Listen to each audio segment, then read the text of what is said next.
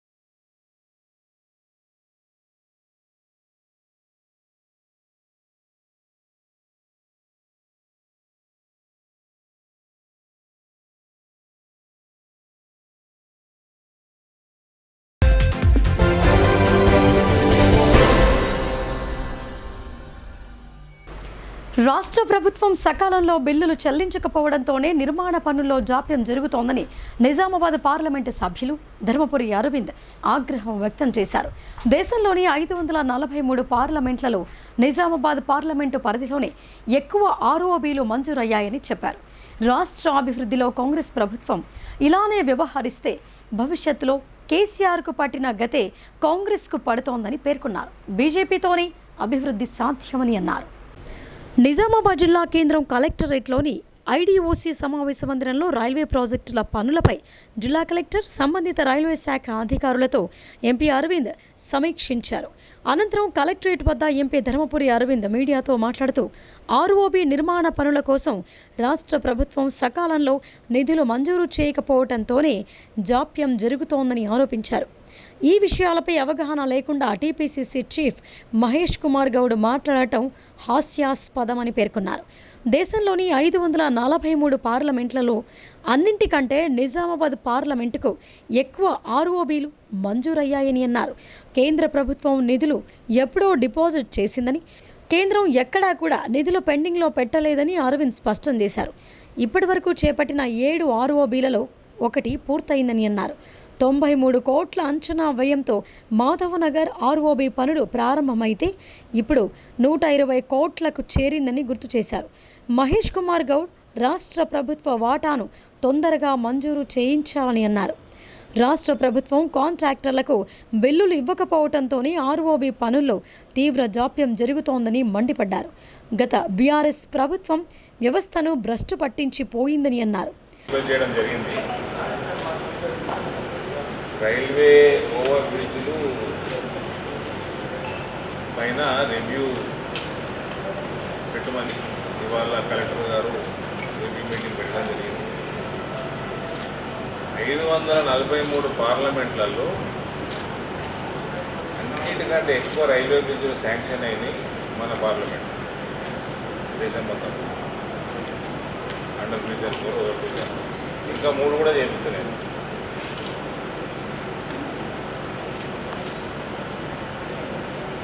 ఇక్కడ 7 railway over బ్రిడ్జెస్లో ఒకటి complete అయిపోయింది. 4 పనులు వివిధ దశలలో కొనసాగుతున్నాయి. హోదానికి సంబంధించి ఒకటి ఓవర్ బ్రిడ్జ్, ఒకటి అండర్ బ్రిడ్జ్ స్టార్ట్ అవుతుంది. ఇప్పుడు 4 ఏదైతే వర్క్ నడుస్తూ ఉందో కంప్లీట్ అయిపోయిందో గోవిందపేట పోయేది అయిపోయింది. 4 వర్క్ నడిచే దాని గురించి మనం మాట్లాడదాం. ఫస్ట్ నిజామాబాద్ టౌన్కి most important Madhav Nagar railway station. ప్రత్యేకంగా నేను చాలా సంతోషపడింది ఏంటంటే ఈ మధ్య నా పుణ్యాన కాంగ్రెస్ వీక్ అయింది జిల్లాలో.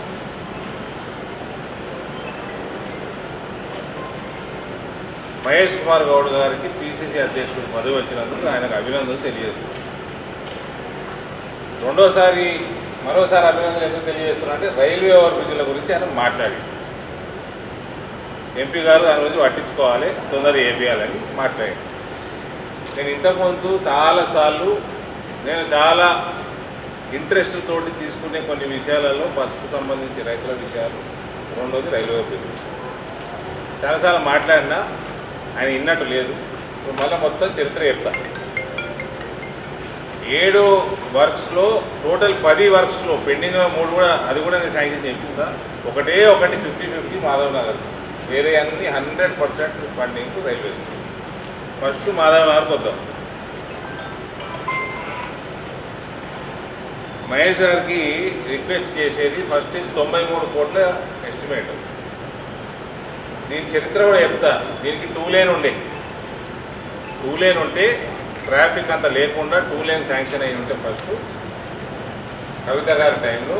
దానికి నేను ఎంపీ అయినాక ట్రాఫిక్ బంద్ చేయించి బైపాస్ రోడ్ది మొత్తం మెయిన్ రోడ్ మీదకి వెళ్ళిపోయేటట్టు చేసి ట్రాఫిక్ ఎక్కువ వచ్చేటట్టు కనబడేటట్టు చేసి 4 లేన్లు చేయించాను. 4 లేన్లు చేయించి 50-50 బడ్జెట్ సెంట్రల్ స్టేట్. ఈ పని 93 కోట్ల ఎస్టిమేట్. దానికి ఇప్పుడు రివైజ్డ్ 103 కోట్లు అయింది.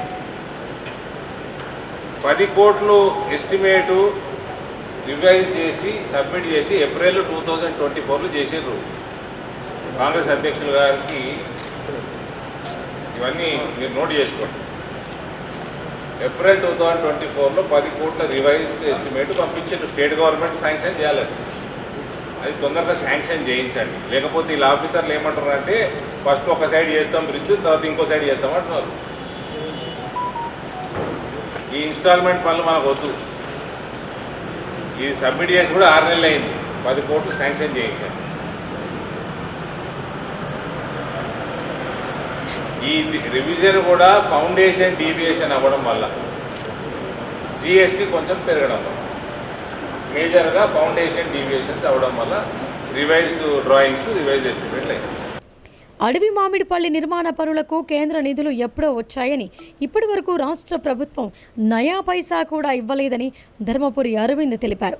నిర్మాణ పనులకు సంబంధించి సకాలంలో రాష్ట్ర ప్రభుత్వం కాంట్రాక్టర్లకు బిల్లులు చెల్లించకపోవడంతో ఆర్ఓబి నిర్మాణ పనులు నత్తనడకన కొనసాగుతున్నాయని అన్నారు. అడవి మామిడిపల్లి ఆర్ఓబి నిర్మాణ పనులకు సంబంధించి 1 నెల రోజులు పూర్తి సమయాన్ని కేటాయించి ట్రాఫిక్ను డైవర్ట్ చేస్తే నిర్మాణ పనులు పూర్తి చేస్తానని సదరు కాంట్రాక్ట్ చెప్పినట్లు ఎంపీ ధర్మపురి అరవింద్ తెలిపారు. ఈ విషయమై జిల్లా కలెక్టర్తో చర్చిస్తామని చెప్పారు. దేశం మొత్తంలోనే అతి కాంప్లికేటెడ్ ఈ రాష్ట్ర ప్రభుత్వాలు చేసిన పనులకి కాంప్లికేటెడ్ అయిన రైల్వే బ్రిడ్జ్ మామిడిపల్లి, అడవి మామిడిపల్లి 23.7 కోట్లది వర్క్. అది ఇయ్యేలటి వరకు కాంట్రాక్టరు మా పాపము, కాంట్రాక్టర్ చెప్తున్న పాపమే అంటున్నాను. ఇప్పటి వరకు ఆల్మోస్ట్ అయిపోవచ్చింది వర్క్. అది ఇప్పటి వరకు రూపాయి ఇవ్వలేదండి state government. Not even single penny paid. ఆయననే కంప్లీట్ చేసుకుంటూ వస్తున్నాడు పని.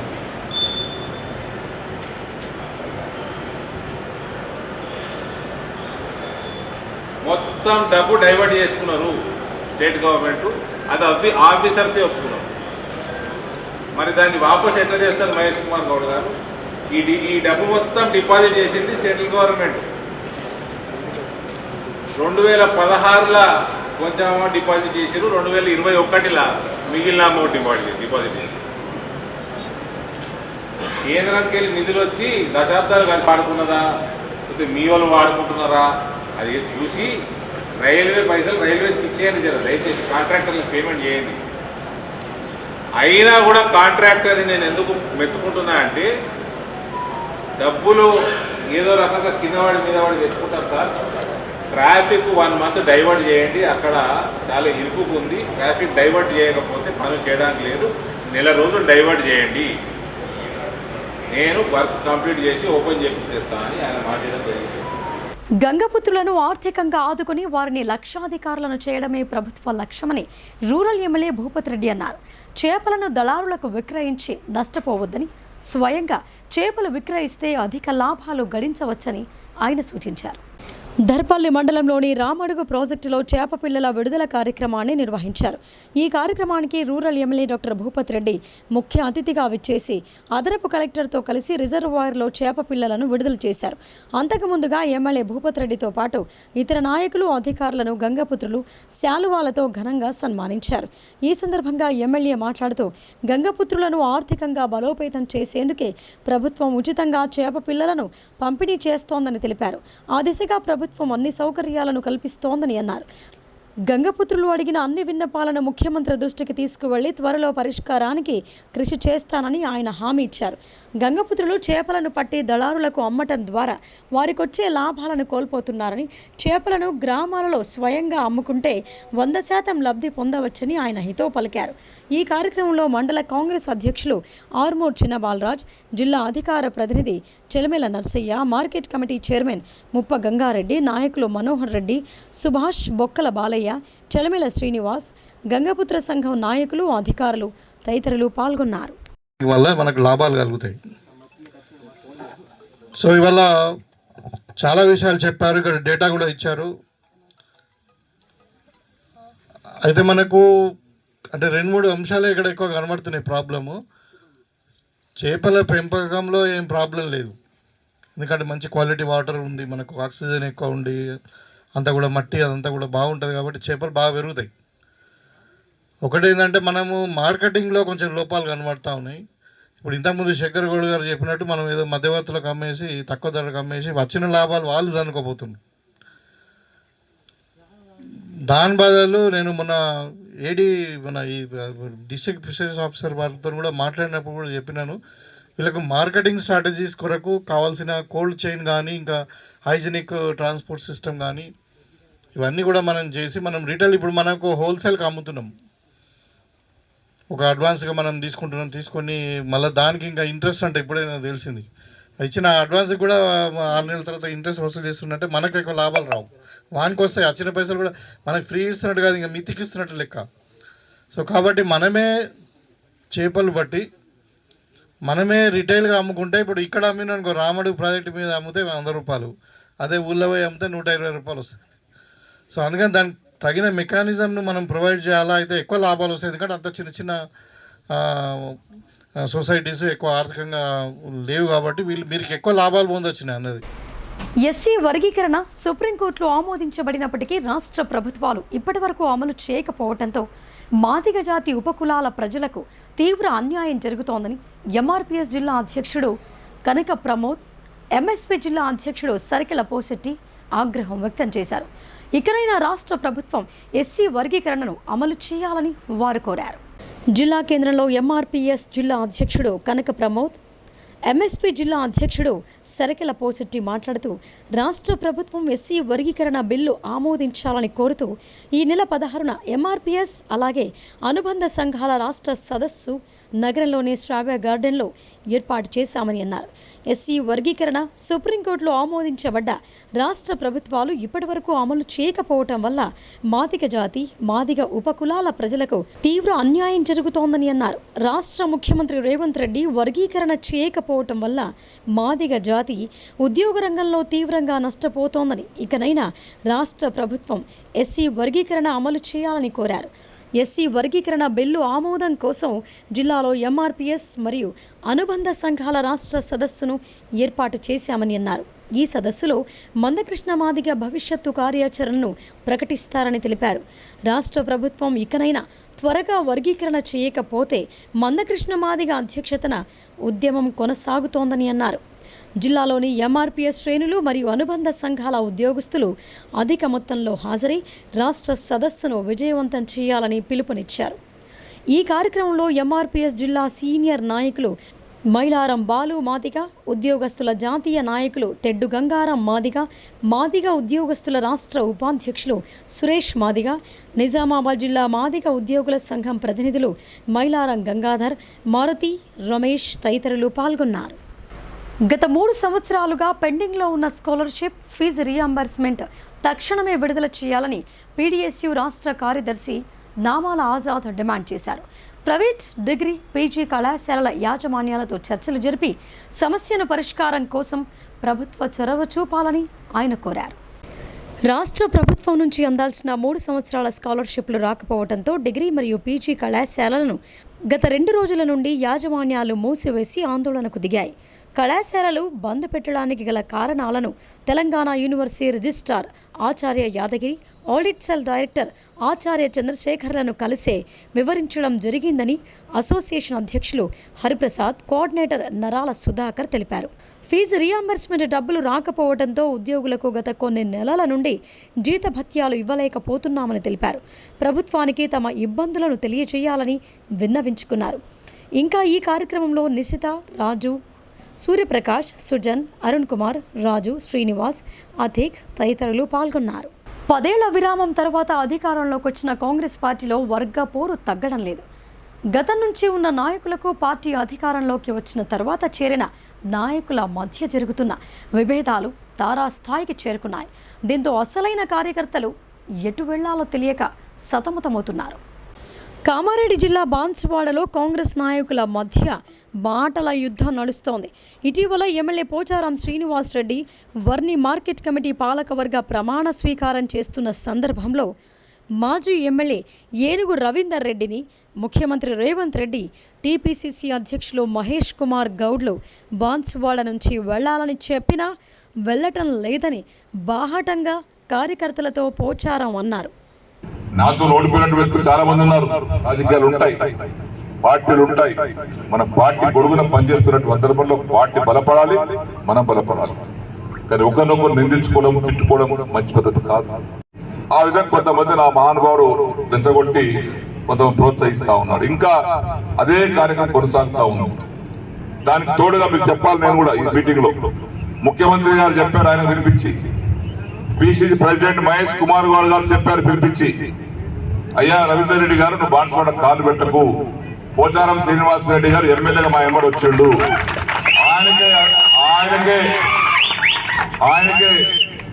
ఆయన అధికారం ఇస్తున్నాం, ఆయన చెప్పిన మాటలకి చెల్లుతుంది తప్పితే నువ్వు అసలు అనవసరంగా ఏలు పెట్టకని చెప్పేసి పిసిసి ప్రెసిడెంట్ మహేష్ కుమార్ గారు మన జిల్లా బిడ్డ పిలిపించి చెప్పారు.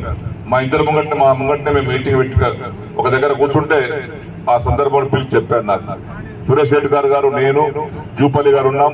మహేష్ కుమార్ గారు ఒక హోటల్లో భోజనాన్ని పిలిపించి, సిరన్న నేను పిలిచిన మీటింగ్ దేనికోసం అంటే రవీందర్ రెడ్డి గారిని పిలిచి చెప్పాం, బాన్సువాడ అడుగు పెట్టద్దు, నువ్వు వేరెక్కడ చూసుకో, నీకు కూడా కాంగ్రెస్ పార్టీ న్యాయం చేస్తుంది.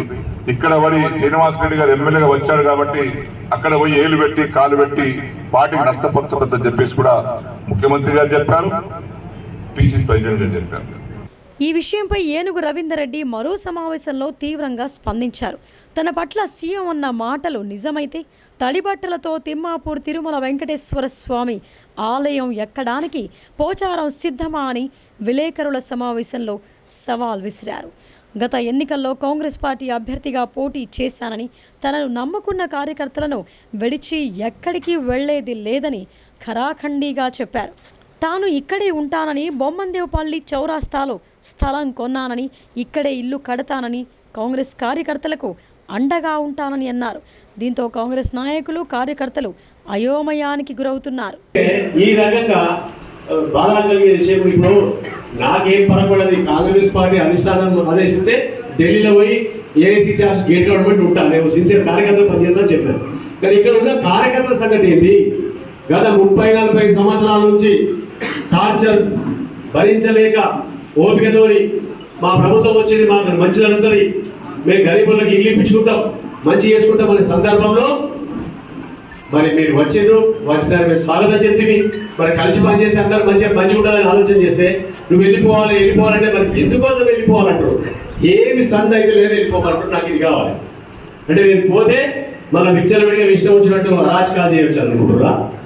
ఇష్టం ఉన్న దుర్మార్గాలు చేసి అక్రమాలు చేసి చేయాలనుకుంటారా? మాకు అర్థమవుతుంది.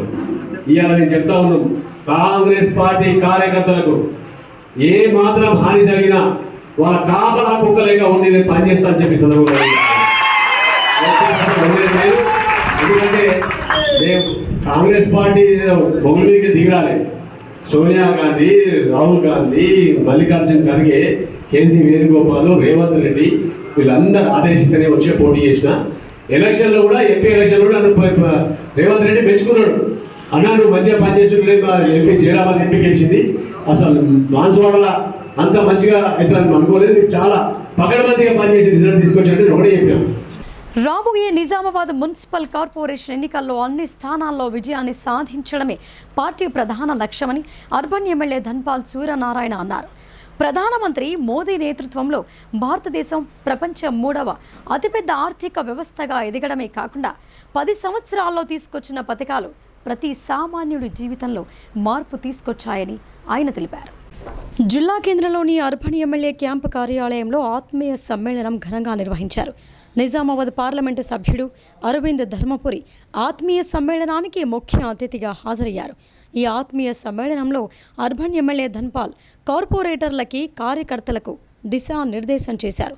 ముందుగా సభను ఉద్దేశించి ధన్పాల్ సూర్యనారాయణ భాజపా నాయకులు, కార్యకర్తలందరికీ దసరా శుభాకాంక్షలు తెలియజేశారు. దేశ ప్రజలు మోదీని పూర్తి విశ్వాసంతో మద్దతిస్తున్నారని అన్నారు. వారి ఆశీస్సులతో భారతదేశం కొత్త శిఖరాలకు ఎదుగుతోందని తెలిపారు. నిజామాబాద్ అర్బన్ నియోజకవర్గంలో కూడా భాజపా నాయకత్వంపై ప్రజలు అపారమైన విశ్వాసం ఉంచారని ఆయన అన్నారు. ప్రధాని నరేంద్ర మోదీ నేతృత్వంలో భారతదేశం ప్రపంచ 3వ అతిపెద్ద ఆర్థిక వ్యవస్థగా ఎదగడమే కాదు, గత 10 సంవత్సరాల్లో తీసుకొచ్చిన పథకాలు ప్రతి సామాన్యుడి జీవితంలో మార్పు తీసుకొచ్చాయని, ఇది ప్రతి కార్యకర్త గర్వించదగ్గ విషయమని ఆయన తెలిపారు. రాబోయే నిజామాబాద్ మున్సిపల్ కార్పొరేషన్ ఎన్నికల్లో అన్ని స్థానాల్లో విజయాన్ని సాధించడమే పార్టీ ప్రధాన లక్ష్యమని ధన్పాల్ స్పష్టం చేశారు. ఇప్పుడు ప్రజలు భాజపా పట్ల పూర్తి నమ్మకంతో ఉన్నారని అన్నారు. ఈ ప్రజల నమ్మకాన్ని మరింతగా బలోపేతం చేసి మేయర్ పదవిని గెలవడం ద్వారా నియోజకవర్గ అభివృద్ధికి పునాదులు వేయాలని ఆయన పిలుపునిచ్చారు. ఇంకా ఈ కార్యక్రమంలో ఆర్మూర్ ఎమ్మెల్యే పైడి రాకేష్ రెడ్డి, బీజేపీ జిల్లా నాయకులు, మండల అధ్యక్షులు, శక్తి కేంద్ర ఇన్ఛార్జీలు, కార్పొరేటర్లు, నాయకులు, కార్యకర్తలు తదితరులు పాల్గొన్నారు. ఈరోజు అర్బన్లో 40% మైనార్టీలు ఉన్నా కానీ రోజు రోజు భారతీయ జనతా పార్టీ ఎదుగుతూ ఉంది. దాంతోపాటు 6 సంవత్సరాల క్రితము పార్టీలో వచ్చి భారతీయ జనతా పార్టీని ఇందూరు పార్లమెంట్ నియోజకవర్గాన్ని రాష్ట్రంలో ఒక గుర్తింపు తెచ్చిన మన నాయకుడు ఎవరంటే అరవింద్ ధర్మపురి గారికి ఆ క్రెడిట్ దక్కని మీ అందరూ కూడా తెలియజేసుకోవాలి. ఎందుకంటే గతంలో ఎన్నడూ లేని విధంగా గత 10 నెలల క్రితము అసెంబ్లీ ఎన్నికల్లో 75,500 ఓట్లు, ఆ తర్వాత పార్లమెంట్ ఎలక్షన్లో 10% ఓట్లు ఆడి 83,000 ఓట్లు మనకు సాధించుకోవడం జరిగింది. ఈ ప్రయాణము తిరుగుముఖం ఉండదు, ఇంకా ముందు ముందు సాగుతాన్ని మీ అందరూ కూడా తెలియజేస్తా ఉన్నాం. తగ్గేదే లేదు ఎక్కడ కూడా. రాకేష్ రెడ్డి గారు అన్నట్లు మీరందరూ ప్రమాదంలో ఉన్నా కానీ 62% మైనార్టీల దగ్గర బీజేపీ గెలుస్తున్నట్లు ఇప్పుడు కాదు ఎప్పుడు కూడా అర్బన్ అంటే నిజామాబాద్ అర్బన్ భారతీయ జనతా పార్టీ జెండా ఎగరేస్తాను మీ అందరూ కూడా తెలియజేస్తా ఉన్నాం. ఇక ముఖ్యంగా 2028లో తెలంగాణలో భారతీయ జనతా పార్టీ అధికారంలోకి రావడం ఖాయం. కానీ స్థానిక ఎన్నికల ముందు మనం ఇప్పుడున్న స్థానిక ఎన్నికల్లో మన పట్టు చాలా తక్కువ ఉంది. ఇప్పుడు సమాజంలో మొన్న జరిగిన పార్లమెంట్ ఎలక్షన్లో 36% భారతీయ జనతా పార్టీకి ప్రజలు ఆదరించింది. అంటే ఏ ఎన్నికలు వచ్చినా కానీ ప్రజలు భారతీయ జనతా పార్టీకి కమలం పువ్వు ఓటేయడానికి సిద్ధంగా ఉన్నారు. కానీ కూర్చున్న దగ్గర ఏది కాదు, కష్టపడాల్సిన అవసరం ఎంతైనా ఉంది. ఒకవేళ మనము ఈ స్థానిక ఎన్నికల్ని మన దిక్కు మంచుకోకుంటే మళ్ళీ ఇంకొక 2033 దాకా ఎదురు చూడాల్సి వస్తుంది. కనుక అందరం కూడా ఒక్కసారి రాకేష్ రెడ్డి గారు వచ్చినట్లు అధికారం మనకు వచ్చింది అనుకోండి, ఎన్నో పదవులు ఎన్నో అధికారాలు మన చేతిలో ఉంటాయి. ముఖ్యంగా కొద్ది నెలల్లో వచ్చే నిజామాబాద్ అర్బన్ కార్పొరేషన్లో మొన్న సౌత్ ఇండియాలోనే రికార్డు 60లో 28 గెలవడం అనేది, అది సౌత్ ఇండియాలోనే మన కార్పొరేషన్ మీ కార్పొరేటర్ గెలవడం రికార్డు. గెలుస్తాం మనం తప్పకుండా. కానీ మనం అందరం కూడా కష్టపడాల్సిన అవసరం ఎంతైనా ఉంది. ముఖ్యంగా పార్టీ కార్యక్రమము 2 సెప్టెంబర్ నుండి శ్రీ రేణుకా ఎల్లమ్మ మాత ఆలయ వార్షికోత్సవాన్ని ఘనంగా నిర్వహిస్తున్న గౌడ కులస్తులను rural MLA doctor Bhupathi Reddy అభినందించారు. అమ్మవారి కృపతో ప్రజలందరూ పాడి పంటలతో సుభిక్షంగా ఉండాలని ఆకాంక్షించారు. దర్పల్లి మండల కేంద్రంలోని శ్రీ రేణుకా ఎల్లమ్మ మాత ఆలయ పంచమ వార్షికోత్సవ వేడుకలు వైభవోపేతంగా జరుగుతున్నాయి. ఈ కార్యక్రమానికి రూరల్ ఎమ్మెల్యే భూపతి రెడ్డి ప్రత్యేక ఆహ్వానితులుగా విచ్చేసి రేణుకా ఎల్లమ్మ మాతకు విశేష పూజలు చేశారు. అనంతరం రేణుకా ఎల్లమ్మ మాత కళ్యాణ మహోత్సవంలో పాల్గొన్నారు. అధిక సంఖ్యలో హాజరైన భక్తులు అమ్మవారి కళ్యాణ వేడుకను తిలకించి సంతోషం వ్యక్తం చేశారు. ఆ తర్వాత భక్తుల సౌకర్యార్థం అన్నదాన కార్యక్రమాన్ని ఏర్పాటు చేశారు. ఈ వేడుకలకు హాజరైన ఎమ్మెల్యే భూపతి రెడ్డిని గౌడ కులస్తులు శాలువాతో ఘనంగా సన్మానించారు. ఈ సందర్భంగా ఎమ్మెల్యే మాట్లాడుతూ శ్రీ రేణుకా ఎల్లమ్మ మాత ఆలయ వార్షికోత్సవానికి రావటం, అమ్మవారిని దర్శించుకోవటం పూర్వజన్మ సుకృతంగా భావిస్తున్నానని ఆయన అన్నారు. తనను సాదరంగా ఆహ్వానించిన గౌడ కులస్తులకు కృతజ్ఞతలు తెలిపారు.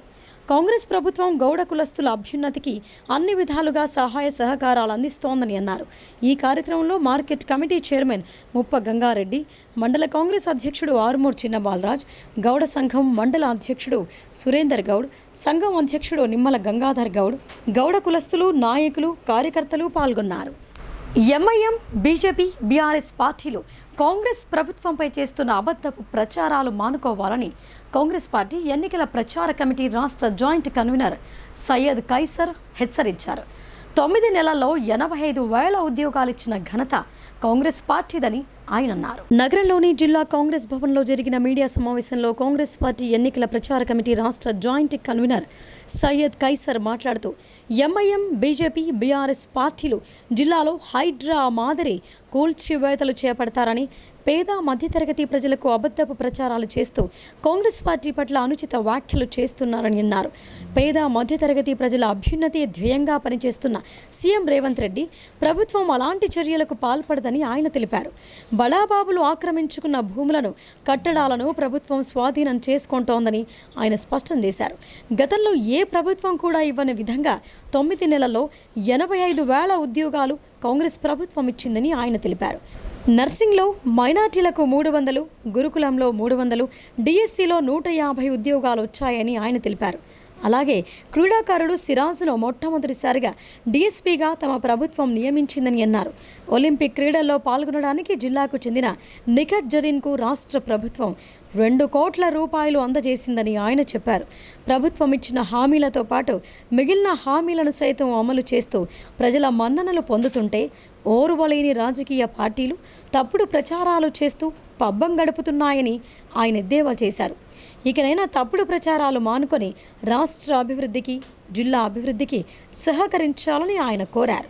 ఈ కార్యక్రమంలో కాంగ్రెస్ పార్టీ నాయకులు పాల్గొన్నారు. పార్టీ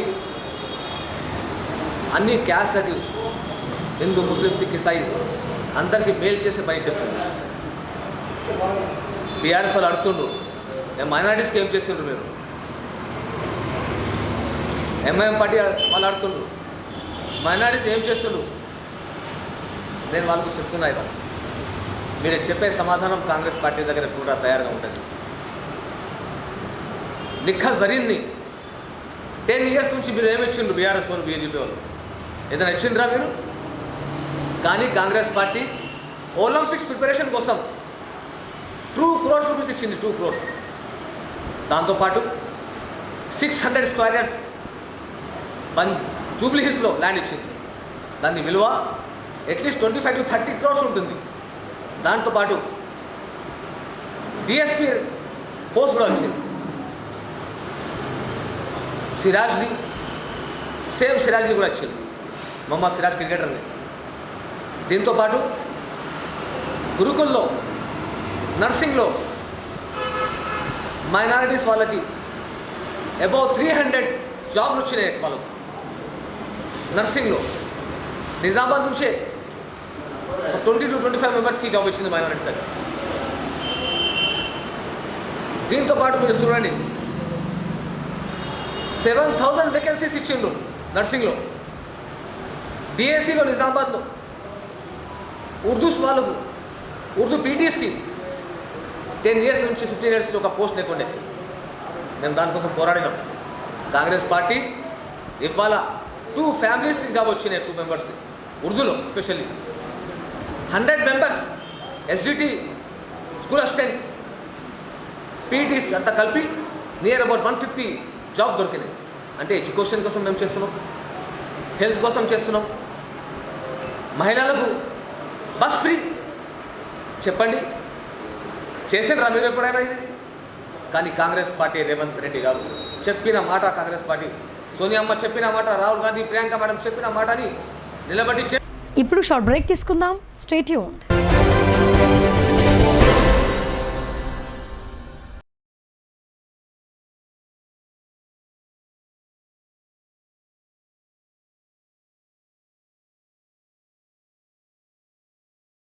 మొట్టమొదటిసారిగా అధునాతన పద్ధతిలో నరాల, మానసిక, sex, alcohol, fits treatment, AC intensive care unit ఇప్పుడు మన నిజామాబాద్ లో doctor B Keshavulu MD psychiatry Osmania గారి ఆధ్వర్యంలో అన్ని సదుపాయాలు గల అత్యాధునిక అతిపెద్ద హాస్పిటల్ ప్రారంభించబడ్డది. గమనిక, ఆధునిక ఏసీ వార్డు, అత్యంత విశాలమైన భవనం, అన్ని నరాల మానసిక సమస్యలకు మరియు ఆల్కహాల్ ను మాన్పించుటకు అడ్మిషన్స్ సౌకర్యం గల తెలంగాణలోనే అతిపెద్ద hospital doctor Keshavulu hospital. Bus stand ఎదురుగా లైన్, ఖలీల్వాడి.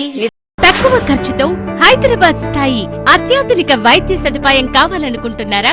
అయితే సంప్రదించండి బండారి గ్రూప్, విజయలక్ష్మి హాస్పిటల్, ఖలీల్వాడి, నిజామాబాద్. గర్భం దాల్చకపోవడం, గర్భం నిలవకపోవడం, గర్భాశయం ద్వారం మూసుకుపోవడం, గర్భాశయం నందు గోడలు, అండాశయంలో నీటి బుడగలు మొదలగు వ్యాధులకు డాక్టర్ బండారి సుజాత ఎండి డీజీఓ గారు లాప్రోస్కోపీ ద్వారా ప్రత్యేక చికిత్స చేయబడును. గర్భిణీ స్త్రీలలో ఫిట్స్, అధిక రక్తపోటు, ఆస్తమా, మధుమేహం, ఉమ్మనీరు తక్కువ, ట్యూబ్లో ప్రెగ్నెన్సీ వంటి అధిక ప్రమాదకరమైన కేసులకు చికిత్స చేయబడును. Normal delivery, caesarean section, hysterectomy, tubectomy, laparoscopy, hysteroscopy సౌకర్యం కలదు. పిల్లలు పుట్టకుండా ఆపరేషన్ చేసుకున్న వారికి తిరిగి సంతానం కొరకు సంప్రదించగలరు. అందరికీ అందుబాటులో అన్ని రకాల వైద్య సేవలు కలవు. పరిశుభ్రమైన విశాలమైన గదులు, లిఫ్ట్, అధునాతన ఆపరేషన్ థియేటర్, ల్యాబ్, ఫార్మసీ సౌకర్యం కలదు. ప్రతి శుక్రవారం ఉచితంగా చూడబడును. రాష్ట్ర ప్రభుత్వ ఉద్యోగులకు రీయింబర్స్మెంట్ సౌకర్యం కలదు. సంప్రదించండి doctor Bandari Sujatha, Bandari group, Vijayalakshmi hospital, Rajiv Gandhi auditorium దగ్గర, రెడ్ క్రాస్ బ్లడ్ బ్యాంక్ ఎదురు సందులో, ఖలీల్వాడి, నిజాం.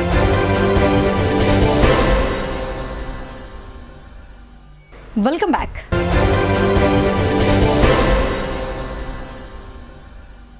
ప్రపంచంలోనే అతిపెద్ద పార్టీ భారతీయ జనతా పార్టీ అని జిల్లా అధ్యక్షులు దినేష్ కులాచారి అన్నారు. 2047 వరకు దేశాన్ని వికసిత్ భారత్ చేయడమే లక్ష్యంగా ప్రధాని నరేంద్ర మోదీ సంకల్పమని ఆయన చెప్పారు. రూరల్ నియోజకవర్గంలోని మోపాల్ మండల కేంద్రంలో బీజేపీ చేపట్టిన సభ్యత్వ నమోదు కార్యక్రమాన్ని పార్టీ జిల్లా అధ్యక్షులు దినేష్ కులాచారి ప్రారంభించారు. అనంతరం ఆయన మాట్లాడుతూ ప్రపంచంలోనే అతిపెద్ద పార్టీ భారతీయ జనతా పార్టీ అని చెప్పారు. దేశాన్ని 2047 వరకు వికసిత్ భారత్ చేయడమే ప్రధాని నరేంద్ర మోదీ సంకల్పమని ఆయన అన్నారు. జిల్లాలో సభ్యత్వ నమోదు కార్యక్రమాన్ని సెప్టెంబర్ 10న ప్రారంభించి నేటి వరకు 70,000 సభ్యత్వ నమోదు కార్యక్రమాలు చేపట్టామని చెప్పారు. 18 సంవత్సరాలు నిండిన యువకులు భారతీయ జనతా పార్టీలో చేరారని, ఈ కార్యక్రమం మరో 10 రోజుల్లో పూర్తి చేస్తారని తెలిపారు. పార్టీ సభ్యత్వం కోసం కృషి చేస్తున్న కార్యకర్తలకు, నాయకులకు దినేష్ ధన్యవాదాలు తెలిపారు. భారతీయ జనతా పార్టీ నరేంద్ర మోడీ నాయకత్వంతో ఈ దేశం పటిష్టంగా ఉండాలనే నాయకత్వంతో భారతీయ జనతా పార్టీ మెంబర్షిప్ పోయిన నెల 2వ తారీఖు నాడు ప్రారంభించడం జరిగింది. మన జిల్లాలో నరేంద్ర మోడీ గారేమో దేశంలో ప్రారంభించారు, రాష్ట్రంలో కిషన్ రెడ్డి గారు 8వ తారీఖు నాడు ప్రారంభించారు. మన పార్లమెంట్ సభ్యుడు ధర్మపురి అరవింద్ గారి నాయకత్వంలో 10వ తారీఖు నాడు, పోయిన నెల సెప్టెంబర్ 10వ తారీఖు నాడు ఈ జిల్లాలో ప్రారంభం చేశాం. ఇప్పటి వరకు సుమారు 70,000 పైచీలుక మెంబర్షిప్ జరగడం జరిగింది జిల్లాలో. ఇంకొక 10 రోజుల కార్యక్రమం ఉంది. 24వ తారీఖు లోపల ఈ జిల్లాలో ఇచ్చిన టార్గెట్ ప్రకారం ప్రతి మండలంలో భారతీయ జనతా పార్టీ, ప్రతి బూత్లో భారతీయ జనతా పార్టీ కుటుంబ సభ్యులుగా చేరేందుకు చాలామంది ఉత్సాహం చూపిస్తున్నారు.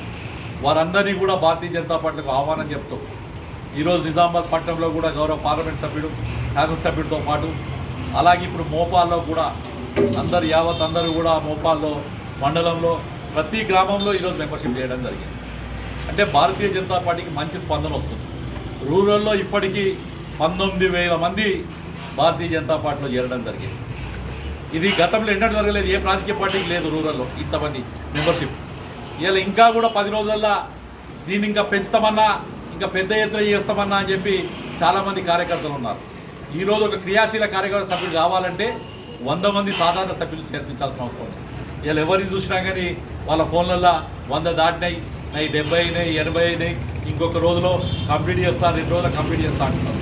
కాబట్టి ఈ మెంబర్షిప్ కార్యక్రమానికి నేను విజ్ఞప్తి చేసేదల్లా ఇవాళ మనం చూస్తున్నాం, పక్క దేశాలను చూస్తున్నాం, పక్క రాష్ట్రాలను చూస్తున్నాం, ఇక్కడ కాంగ్రెస్ పార్టీ అధికారంలోకి వచ్చినాక జరుగుతున్న దాడులను చూస్తున్నాం. నిన్న హైదరాబాద్ సిటీలో దేవాలయం మీద దాడి జరుగుతుంది. అదే బీజేపీ అధికారంలో ఉంటే ఆ ధైర్యం ఎవరికైనా ఉంటుండేనా నేను అడుగుతున్నాను. ఇలా గణేష్ వినాయక చవితి రోజు నిమజ్జనం చేస్తుంటే పోలీసు వాళ్ళు తీసుకుపోయి చెర్లలో గణేష్ లేచే పరిస్థితి వచ్చింది. నిన్న అమ్మవారికి డీజేలు పెట్టుకోలేని పరిస్థితిలో ఉన్నాం మనం. నేను ప్రజలకు చెప్తున్నాను, కాంగ్రెస్ పార్టీ మోసపూరితమైన హామీలు ఇస్తారు తప్ప మళ్ళీ మైనార్టీ ఓట్ల కోసం మహమ్మద్ ప్రవక్తపై అనుచిత వ్యాఖ్యలు చేయడాన్ని బాన్స్వాడ జామా మసీద్ కమిటీ ఆక్షేపించింది. ముస్లిం వ్యాపారులు దవాఖానాలను మూసివేసి నిరసన వ్యక్తం చేశారు. ఉత్తరప్రదేశ్లో రామ్గిరి మహారాజ్ నరసింహ ఆనంద్ మహమ్మద్ ప్రవక్తపై చేసిన వ్యాఖ్యలకు నిరసనగా బాన్సువాడలో ముస్లిం సోదరులు దుకాణ సముదాయాలను మూసివేసి బంద్ నిర్వహించారు. అనంతరం జామా మసీదు నుండి సబ్ కలెక్టర్ కార్యాలయం వరకు ర్యాలీగా వెళ్లి ఏవోకు వినతి పత్రం అందజేశారు. ఈ సందర్భంగా ముస్లిం మత పెద్దలు మాట్లాడుతూ ముస్లింల ఆరాధ్య దైవం మహమ్మద్ ప్రవక్తపై వ్యాఖ్యలు చేసిన వారిపై కఠిన చర్యలు తీసుకోవాలని కోరారు. భవిష్యత్తులో ఇలాంటి ఘటనలు పునరావృతం కాకుండా కేంద్ర ప్రభుత్వం చట్టం తీసుకురావాలని డిమాండ్ చేశారు. ఈ కార్యక్రమంలో జామా మసీద్ కమిటీ అధ్యక్షుడు ఇంతియాజ్ అహ్మద్, మజీద్ ఏనూర్ అధ్యక్షుడు నయీం, ముస్లిం సోదరులు పాల్గొన్నారు.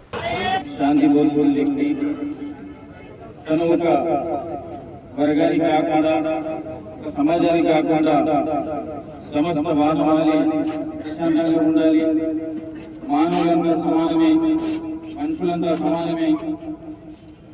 ఇస్లాం అంటే శాంతి మార్గంలో నిలబడి అందరూ సామరస్యంగా, సమస్త మానవులకు సామరస్యంగా ఉండాలి. ఒక మనిషికి అన్నదమ్ముల లెక్క సోదర భావంతో కలిసిమెలిసి ఉండాలని. బోధన్ పట్టణంలోని ఆచన్పల్లి శ్రీనివాస్ నగర్ కాలనీలో దొంగలు బీభత్సం సృష్టించారు. ఓ ఇంట్లోకి చెరబడ్డ దొంగలు 50 లక్షల నగదుతో పాటు 20 తులాల బంగారు ఆభరణాలు అపహరించినట్లు బాధిత కుటుంబీకులు ఆవేదన వ్యక్తం చేశారు. బోధన్ పట్టణ శివార్లోని శ్రీనివాస్ నగర్ కాలనీలో సోమవారం రాత్రి గుర్తు తెలియని దుండగులు చోరీలకు పాల్పడ్డారు. తాళం వేసి ఉన్న ఇళ్లను టార్గెట్ చేసి దొంగతనాలకు పథకం వేశారు. ముందుగా వడ్ల వ్యాపారి శాఖమూరి వెంకటేశ్వరరావు ఇంట్లోకి చొరబడ్డ దొంగలు 50 లక్షల నగదు, 20 తులాల బంగారం ఎత్తుకెళ్లినట్లు బాధితుడు లబోదిబోమన్నాడు. అంతటితో ఆగని దుండగులు మరో 4 ఇళ్లలో చోరీకి యత్నించారు. బోధన్ పోలీసులు సంఘటనా స్థలానికి చేరుకుని ఆధారాలు సేకరించారు. శ్రీనివాస కాలనీ అందు ఇల్లు కొనుక్కొని ఫిబ్రవరి 29న శ్రీనివాస కాలనీ ఆచారపల్లికి రావడం జరిగినది. నేను గత 2 సీజన్ల నుంచి వడ్ల వ్యాపారం చేయటం కోసం, లాభంగా ఉంది వడ్ల వ్యాపారం చేయటం దిగాను. దానిలో భాగంగా రెగ్యులర్గా 6-7 రోజులు వడ్లు కొనడం జరుగుతుంది. మేము 6-7 రోజులు అంటే మినిమం 60 నుంచి 70 లక్షలు క్యాష్ ఇవ్వాలి రైతులకి, ఏ రూపమనక. నేను దానిలో భాగంగా ఒక 50 లక్షలు ఎక్కడన్నా చేబోదులు తెచ్చుకొని ఆడకాసిన చేబోదులు తెచ్చుకొని ఇంట్లో పెట్టుకున్నాను నేను వ్యాపారం కోసం. నేను అనుకోకుండా హైదరాబాద్ వెళ్ళొచ్చేసరికి నిన్న 11:30కి హైదరాబాద్ వెళ్ళటం జరిగింది.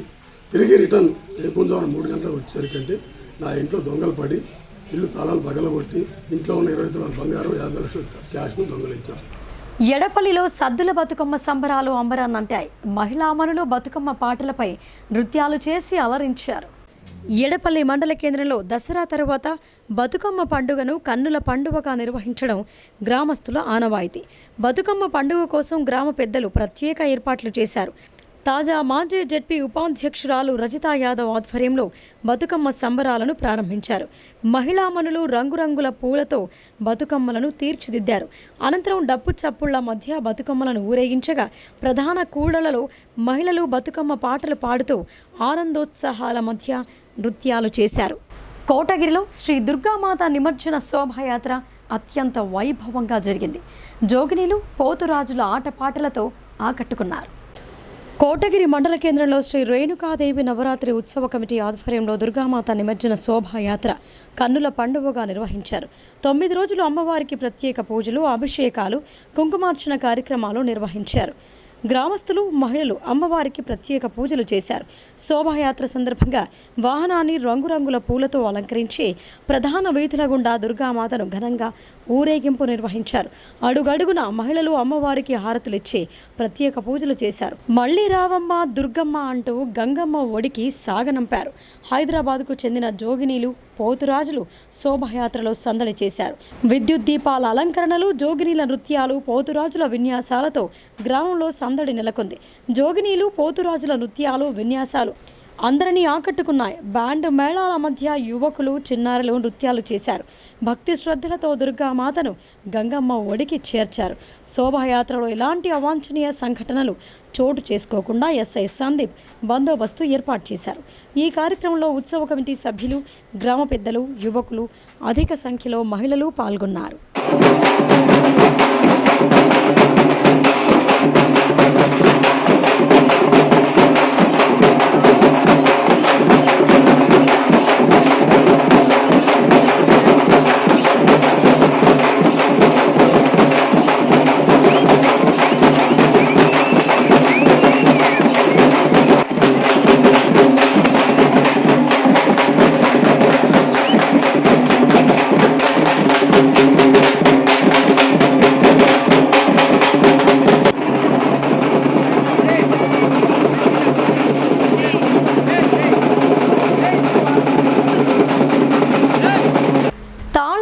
ఇండ్లను టార్గెట్ చేసిన దొంగలు చోరీలకు పాల్పడ్డారు. ఆర్మూర్ పట్టణంలో 3 ఇళ్లలోకి చొరబడి విలువైన సొత్తు అపహరించారు. బతుకమ్మ దసరా పండుగ నేపథ్యంలో పట్టణవాసులు సొంత గ్రామాలకు తరలి వెళ్లారు. పండుగలకు వెళ్లొచ్చే లోపే గుర్తు తెలియని దుండగులు ఇళ్లను గుళ్లు చేశారు. సోమవారం తెల్లవారుజామున ఇంటి తాళాలు పగలగొట్టి ఇంట్లోకి చొరబడ్డ దొంగలు బీరువాలోని వస్తువులను చిందర వందర చేశారు. పక్కింటి వారు సమాచారం ఇవ్వడంతో బాధిత కుటుంబీకులు హుటాహుటిన తమ ఇళ్లకు చేరుకున్నారు. అనంతరం పోలీసులకు ఫిర్యాదు చేశారు. ఈ సందర్భంగా బాధితులు మాట్లాడుతూ 2,70,000 నగదు, 10 తులాల బంగారు ఆభరణాలు అపహరించినట్లు వాపోయారు. నా పేరు కళ్యాణి, రామ్నగర్లో ఉంటాము. మా ఇంటిలో దొంగలు పడ్డారు. మేము పండగకి మా ఊరికి వెళ్ళాము. దొంగలు ఇట్లా నైట్ దొంగలు పడ్డారు. చుట్టుపక్కల వాళ్ళు చూసి ఫోన్ చేసి చెప్పారు. మేము వచ్చి చూసాము. 6 తులాల బంగారము, 3 తులాల వెండి. నా పేరు మాధవి, మాది జిరాయత్ నగర్. నేను పండగకి సందర్భంగా అమ్మ వాళ్ళ ఇంటికి వెళ్ళిన. శనివారం రోజు వెళ్ళిన నేను. మాకు సోమవారం మార్నింగ్ మా ఇంటి చుట్టుపక్కల వాళ్ళు చెప్పారు, అమ్మ ఇంట్లో దొంగలు పడ్డారని. డబ్బులు పోయినాయి, నగలు పోయినాయి. పోలీసులకు ఫిర్యాదు చేసినాం. మేము తొందరగా చర్య తీసుకోవాలి. శ్రీ రేణుకా ఎల్లమ్మ మాత ఆశీస్సులతో ప్రజలందరూ సుభిక్షంగా ఉండాలని మాజీ ఎమ్మెల్యే బాజిరెడ్డి గోవర్ధన్ అన్నారు. రేణుకా ఎల్లమ్మ ఆలయ 5వ వార్షికోత్సవ వేడుకల్లో పాల్గొని ప్రత్యేక పూజలు నిర్వహించారు. దర్పల్లి మండల కేంద్రంలోని శ్రీ రేణుకా ఎల్లమ్మ ఆలయ 5వ వార్షికోత్సవ వేడుకలు ఘనంగా నిర్వహిస్తున్నారు. ఈ వేడుకలకు మాజీ ఎమ్మెల్యే బాజిరెడ్డి గోవర్ధన్ అతిథిగా హాజరై అమ్మవారిని దర్శించుకుని ప్రత్యేక పూజలు చేశారు. ఆయనకు గౌడ కులస్తులు ఘనంగా స్వాగతం పలికారు. అనంతరం ఆయన్ను శాలువాతో ఘనంగా సన్మానించారు. ఈ సందర్భంగా బాజిరెడ్డి గోవర్ధన్ మాట్లాడుతూ, గడిచిన 10 ఏళ్లలో బీఆర్ఎస్ ప్రభుత్వం గౌడ కులస్తుల ఆరాధ్య దైవమైన శ్రీ రేణుకా ఎల్లమ్మ తల్లి ఆలయాల నిర్మాణానికి అనేక నిధులు విడుదల చేసిందని అన్నారు. ఈ ఆలయ నిర్మాణానికి తన వంతుగా సహాయ సహకారాలు అందించానని, మిగతా డబ్బులు జమ చేసి ఈ ఆలయాన్ని నిర్మించిన గౌడ కులస్తులను అభినందించారు. తాను అధికారంలో లేకపోయినా తనపై నమ్మకంతో ఆహ్వానిస్తున్న ప్రజలకు కృతజ్ఞతలు తెలిపారు. ప్రజల హక్కుల కోసం ప్రతిపక్ష పార్టీ నేతగా ఈ ప్రాంతానికి రావాల్సిన నిధుల కోసం, సమస్యల పరిష్కారం కోసం తాను ముందుండి పోరాడుతానని అన్నారు. బీఆర్ఎస్ పార్టీ నాయకులు, కార్యకర్తలు అధైర్యపడవద్దని ఆయన అన్నారు.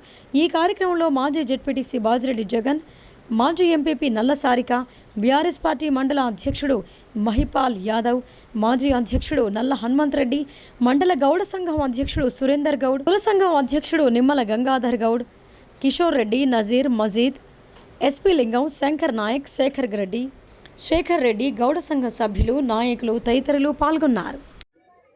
రేణుకా ఎల్లమ్మ దేవి యొక్క ఉత్సవాలు 5వ సంవత్సరము కళ్యాణం కూడా జరుపుకున్న సందర్భంలో గౌడ సంఘ సోదరులకు, సోదరిమణులకు, అక్కలకు, చెల్లెలకు, నాతో వచ్చినటువంటి బీఆర్ఎస్ పార్టీ నాయకులకు, ఈ ప్రాంత ప్రజలకు, ప్రతి ఒక్కరికి రేణుకా ఎల్లమ్మ గారి యొక్క ఆశీర్వాదం ఉండాలని మనసారా కోరుకుంటున్నా.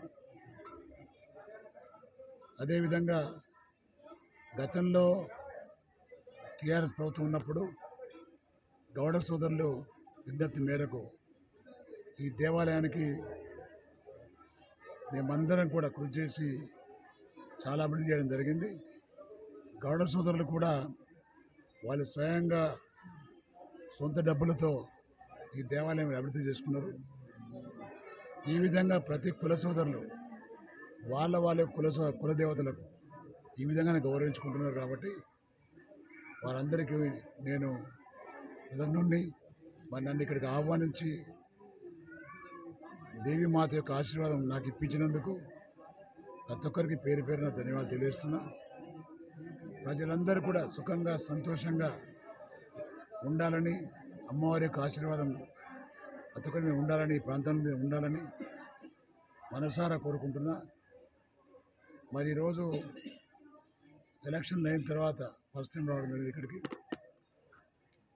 ప్రజలు చూపిస్తున్న ఆదాయం వాళ్ళకు ఎప్పుడు మర్చిపోం. మేము 10 సంవత్సరాలు ఈ ప్రాంతంలో శాసనసభ్యుడిగా చేయడమే కాకుండా ఆర్టీసీ చైర్మన్గా ఈ ప్రాంతానికి సేవలు అందించడం జరిగింది.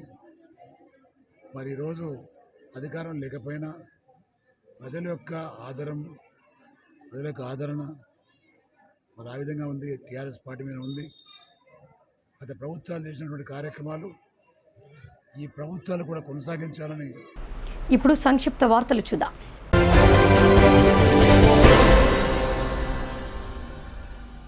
నిజామాబాద్ నగరంలోని నాందేవ్వాడ సిపిఎం ఆఫీసులో నగర కమిటీ సమావేశం జరిగింది. ఈ సందర్భంగా జిల్లా కమిటీ సభ్యురాలు సుజాత మాట్లాడుతూ, నిరంతరం ప్రజల సమస్యలపై పోరాడుతూ స్థానిక సమస్యల పరిష్కారం కోసం నిరసనలు, దీక్షలు, ఆందోళనలు ఇలా అనేక కార్యక్రమాలు పోరాడుతున్న సిపిఎం పార్టీ మహాసభ ఈ నెల 20న జరుగుతోందని అన్నారు. ఈ మహాసభకు పార్టీ సభ్యులు, పార్టీ శ్రేయోభిలాషులు, ప్రజలు పాల్గొని జయప్రదం చేయాలని ఆమె కోరారు. ఇంకా ఈ కార్యక్రమంలో నగర కమిటీ సభ్యులు కఠారి రాములు, నల్వాల నర్సన్న, బొప్పని అనసూజ తదితరులు పాల్గొన్నారు.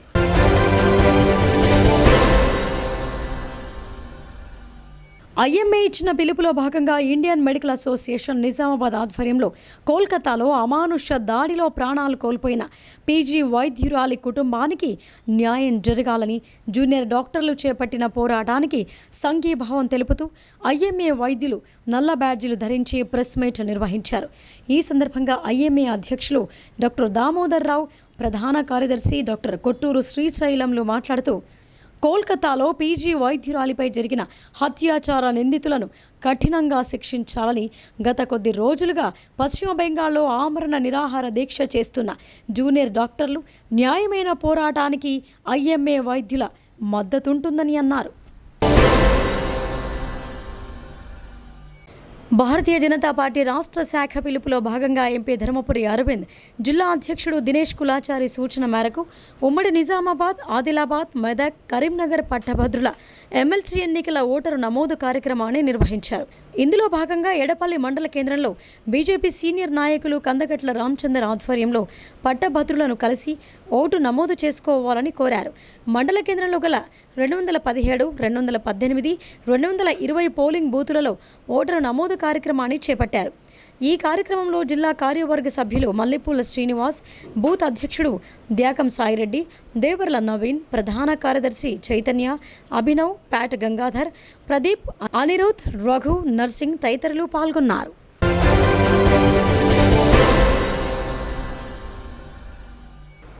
ఇక వార్తలు ముగించే ముందు హెడ్లైన్స్ మరొకసారి.